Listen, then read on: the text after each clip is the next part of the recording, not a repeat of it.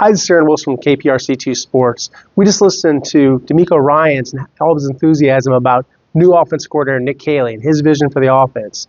And Nick Caley made it clear it won't be the Rams offense he learned under Sean McVay, the Patriots offense he learned with Bill Belichick and Josh McDaniels. It'll be Houston's offense. And what that means, I think, is going to be a blend of the schemes, his experiences, and tailoring it to the personnel that he has. That was a big point of emphasis during this press conference, that he intends to build it around C.J. Stroud and Joe Mixon. He wants to have a strong running game. He's excited to have Cole Popovich as his offensive line coach and run game coordinator. They worked together previously with the Patriots, and obviously a huge emphasis on protection. Last year, C.J. Stroud sacked 52 times, second most of any quarterback in the NFL. And if he has more time, he has more room to operate. Obviously, he has the arm strength, the accuracy, and the instincts to make a lot more plays, throw more touchdowns. And, if not, you don't have those sacks. You've got a healthier, fresher quarterback, and it just helps everything all around. So protection, really a big point for the Texans this offseason and for new offense coordinator Nick Caley. Just like Bobby Slowick, a first-time play caller, and D'Amico Ryans said that didn't bother him at all. He looks more for the passion from a coach and the way they can articulate their vision and how they want to run an offense. Obviously, he's well-trained. He's very experienced. He's 42 years old. He's been coaching for a very long time, really paid his dues working up the ladder of the coaching profession at his alma mater, John Carroll University, working at Florida Atlantic, where he recruited Azeez Al-Shaair to that school. And I look at Nick Caley and his background, coaching all-pro tight end Rob Gronkowski, winning Super Bowls with the Patriots. He's been around a lot of success. I think that rubs off. And everyone I've talked to around the league about Nick Caley, they say smart, hard worker, really relates well to players, can articulate his vision, can communicate well. That was one of the first words that he used today at the press conference, talking about communication. And I think just like any first-time offense coordinator, they're going to have their growing pains. They're going to take their lumps. But he's someone that I think will learn well and adapt. And I like the upside of Nick Caley, and he was someone that other teams wanted. That's something I always look at when it comes to candidates. I say, well, who else wanted him?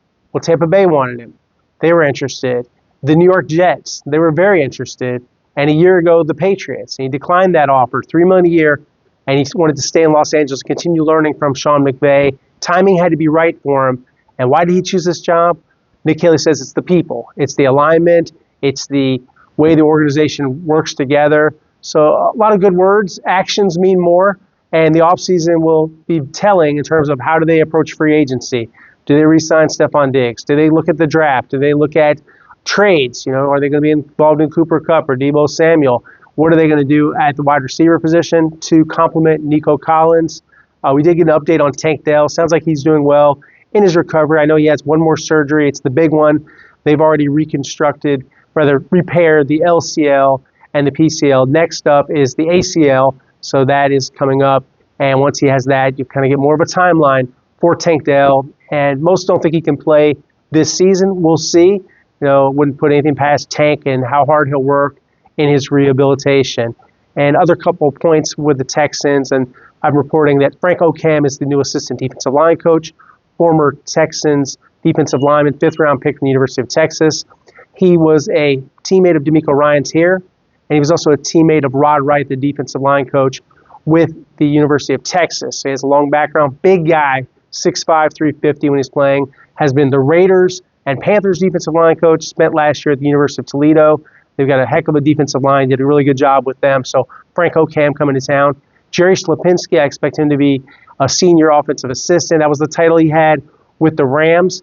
And another hire, you look at, the way they've done this, they are retaining a lot of guys. So you'll see back pretty much the entire offensive staff, the Bill Lazors, the Gerard Johnson. So those guys are under contract, and they will have a system similar to when they had Shane Day and Bill Lazor as mentors and people that Bobby Slowick could bounce ideas off in his first year. Then Shane went on to the Chargers. So now you have a couple of voices like that in Bill Lazor, who's been an offensive coordinator with the Bears, the Bengals, and the Dolphins, to work alongside Nick Caley. But Nick Caley, it's going to be his thing, and it's going to be his feel for it, the vibes he feels in terms of what is going to work, what's going to score points, what's going to protect the football, what's going to really move this offense. And for the first time, we heard from D'Amico Ryans on why he moved on from Bobby Slowick, who's now with the Miami Dolphins as senior passing game coordinator, working with Mike McDaniel.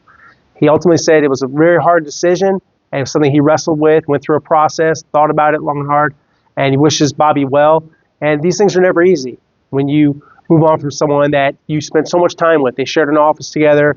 Bobby was someone that helped bring him along as a coach, but he did it because he thought it was in the best interest of the team, the organization, and this is a team with a lot of potential, but they've only made it to the divisional round, 0-6 in that arena, and they want to be the first Texans team to at least get to the AFC Championship game, and you're not guaranteed even anything. You know, it's like you walk back into being a division champion.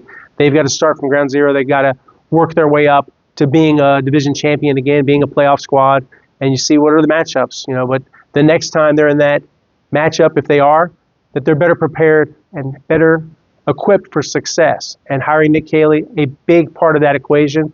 So the Texans go forward. They'll have the scouting combine next. We'll have you covered from the NFL scouting combine. Reporting from NRG Stadium, I'm Aaron Wilson, signing off for KPRC2 Sports.